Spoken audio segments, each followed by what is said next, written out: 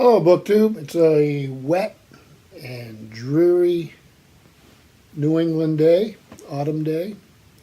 Getting a little chilly. I worked for part of the day and then went out scouting out books. Did pretty good and thought I'd share with everybody. Time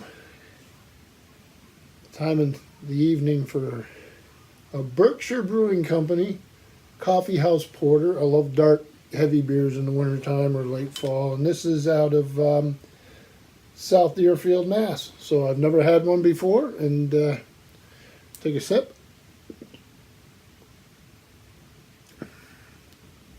Well, that's good. Let me put it over there so it doesn't spill on anything. Very good. So I've made some pretty interesting finds today. I'm going to start with a first edition hardback of Clive Cussler's Night Probe from 1981, I believe. Let me see. Bantam Books, Toronto, New York, London, Sydney, and yeah, 1981.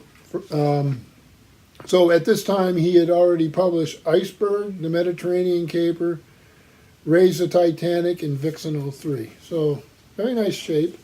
It's got a little blue dot on it from some sort of place that was selling it, I would imagine. But I was happy to find this. Love the older Dark Pits, especially. Then another thriller by a writer I really enjoy. I read a booktube friend of mine, Leonard Mayer, had told me about Kiss Kiss Bang Bang, which is a history of thrillers, British thrillers. And Desmond Bagley was featured prominently. I'd read many of his paperbacks. I don't remember which ones. Sometimes I'll recognize something. But I've never seen this hardback before, and it's called The Spoilers. Desmond Bagley, a novel. Pretty interesting cover there. Nice shape. And it was $5.95 when it came out. This is Doubleday and Company Incorporated, Garden City, New York, 1970, and this is the first American edition. So it was a strange adventure, and an even stranger band of men Dr. Nicholas Warren recruited to carry it out. A crack torpedo mechanic, a soldier of fortune, an American con man, a psychologist, and a newspaper man. And some of them set out in two lavishly equipped Land Rovers.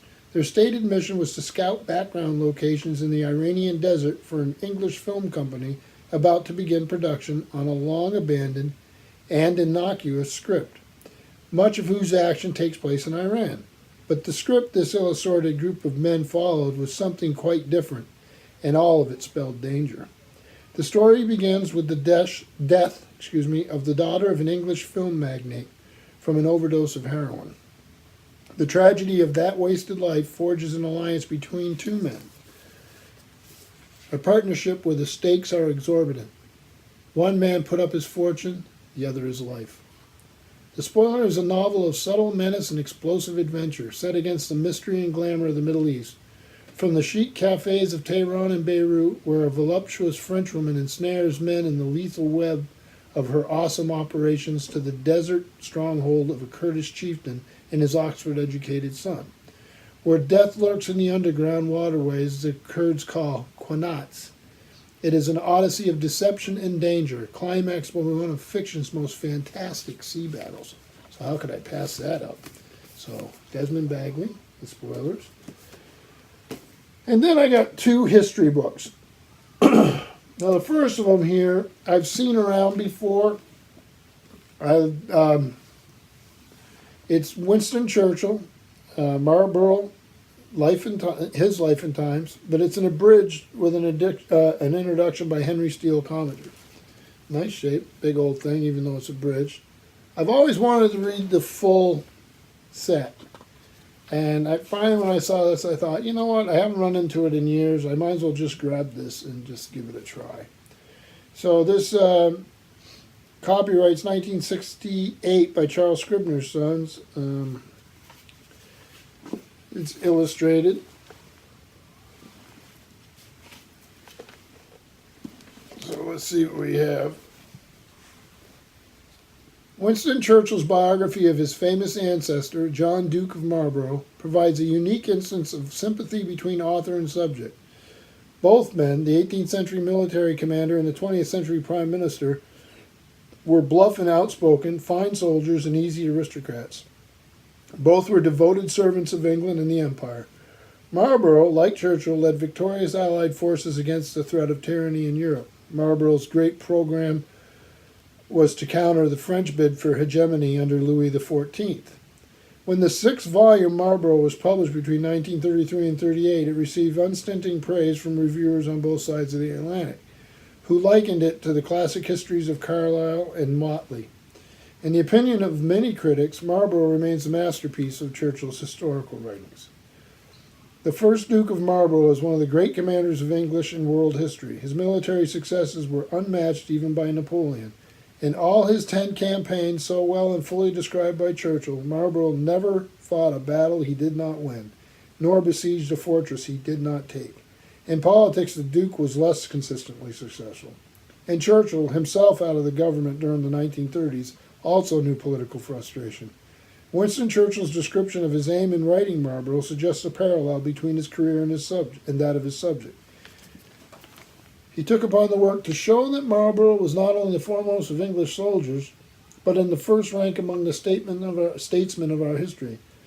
Not only that he was a Titan, for that is not disputed, but that he was a virtuous and benevolent being, one who only needed an earlier and still wider authority to have made a more ordered and more tolerant civilization for his own time and to help the future. So Henry Steele Commager, an American historian, you see I co-edited a history book of American history with Samuel L. Morrison. He's done a lot of things. So, yeah, it's an abridgment. I don't know.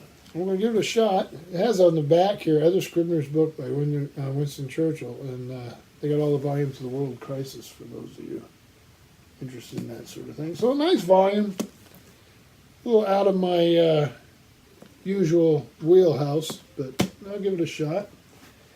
And then this last one.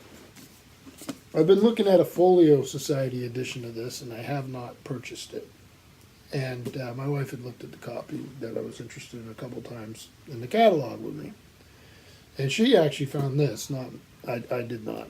And it's a Dial Press edition of Christopher Hill's God's Englishman, Oliver Cromwell and the English Revolution. Beautiful shape. It is Dial Press, New York, 1970.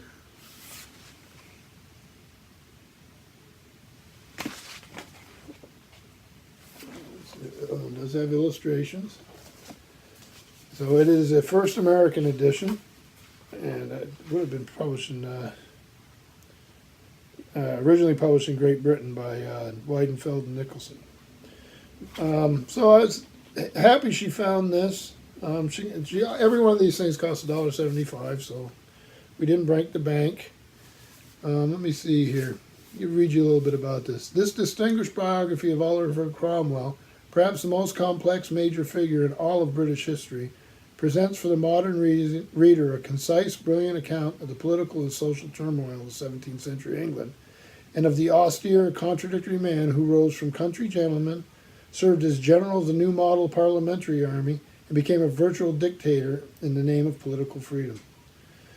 So Dr. Hill's approach in this book is based on the work of a whole new generation of historians, which has recast the general understanding of the English Revolution and its crucial place in English history. So Christopher Hill was a master of Balliol College in Oxford and a fellow of the British Academy. From 1958 to 1965, he was special lecturer in 16th and 17th century English history at Oxford. The author of many books, including the English Revolution of 1640, Lenin and the Russian Revolution, Society and Puritanism in Pre-Revolution in England, and the Intellectual Origins of the English Revolution. He's also been a frequent contributor to the New York Review of Books. So, pretty copious notes, nice index, and Cromwell. So this ought to be interesting and a nice addition to the library. So thank you to my wife, Deborah. So make one of those world famous Steve pyramids.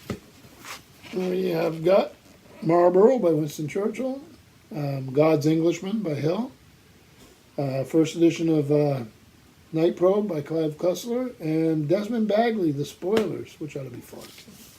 So thank you, BookTube.